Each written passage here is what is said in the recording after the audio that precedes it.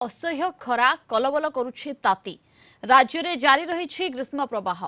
सकाळ 9टारू tie tie खरा गतकाली 41 degree उपरे रेकर्ड होइछि 7 सहरर तापमात्रा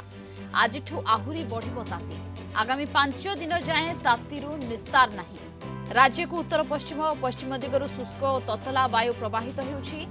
ଏହା ସହିତ ସୂର୍ଯ୍ୟଙ୍କ କିରଣ ପ୍ରଖର ଥିବାରୁ ତାପମାତ୍ରା ବୃଦ୍ଧି ହୋଇଛି ଆଗାମୀ 24 ଘଣ୍ଟାରେ ବଲାଙ୍ଗୀର କଳାହାଣ୍ଡି ବୌଦ୍ଧ ମାଲକାନଗିରି ଓ କେନ୍ଦୁଝରରେ ଉଷ୍ମ ରାତି ପାଇଁ ଚେତାବନୀ ଜାରି କରିଛି ପାଣିପାଗ ବିଭାଗ ଏହି ସ୍ଥାନମାନଙ୍କରେ ରାତିର ତାପମାତ୍ରା ସ୍ୱାଭାବିକ ଠାରୁ 3 ରୁ 4 ଡିଗ୍ରୀ ଅଧିକ ରହିବ ଆଗାମୀ 3 ଦିନ ଯାଏଁ ରାଜ୍ୟରେ ଦିନ ତାପମାତ୍ରା 2 ରୁ 3 ଡିଗ୍ରୀ ସେଲସିୟସ୍ ପର୍ଯ୍ୟନ୍ତ ବଢ଼ିପାରେ ଆସନ୍ତାକାଲି ଠାରୁ ଗ୍ରୀଷ୍ମ ଲହରୀ ଓ ଉଷ୍ମ ରାତି ପାଇଁ ମଧ୍ୟ ସତର୍କ କରିଛି ଭୁବନେଶ୍ୱର ପାଣିପାଗ କେନ୍ଦ୍ର 6 ତାରିଖ ପର୍ଯ୍ୟନ୍ତ ରାଜ୍ୟର ଅଧିକାଂଶ ସ୍ଥାନର ତାପମାତ୍ରା 40 ଡିଗ୍ରୀ ଉପରେ ରହିବା ନେଇ ଆକଳନ କରାଯାଇଛି ଅଧିକ ଖରା ପାଇଁ ଆଇଏମଡି ପକ୍ଷରୁ ସତର୍କ ସୂଚନା ଜାରି କରାଯାଇଛି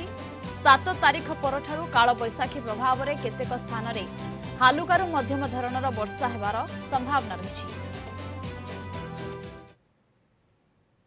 राज्य में बढ़ुची ताती राज्य में अनेक सहर 41 डिग्री उपर थिया बेले अनेक सहर 40 डिग्री उपर रही तेबे पूर्व उपकूल कथा कहतु पश्चिम ओडिशा कथा कहतु उत्तर ओडिशा कहतु सबुठी वर्तमान पाद थापी ताती सबुठारे टाई टाई खरा सांग को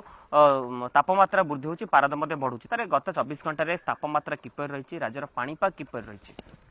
देखो गत 24 घंटा देखा आम पाखापाखि 7 सहर में तापमात्रा 41 डिग्री कि अधिक रेकर्ड कर सर्वोच्च दिन तापमात्रा जोटा कि मालकानगिरी सहर में पाखापाखि 41.7 डिग्री रेकर्ड कर आज आम पूर्वान रही केतक स्थान में 42 डिग्री पाखापाखि तापमात्रा रही अर्थात 41 रू 42 डिग्री मध्य सीमित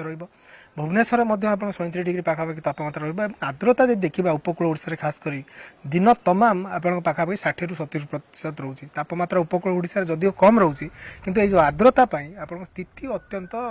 रोचे जोटा अस्वाभाविक स्थिति सृष्टि होची गुळुगुळी सहित आपनकर उच्च तापमात्रा मध्ये अनुभूत होची जनसाधारण मानक जेतेबेले देखिबा हमर पीक आवर्स जो रोची दिन 11 टा रु दिन 3टा मध्ये आर्द्रता और तापमात्रा उभय उच्च भाग रे रोची जोटा कि साइड रे हायर साइड रे रोची तेणु आपण से समय जो माने लोक साधारण जनसाधारण लोक जदि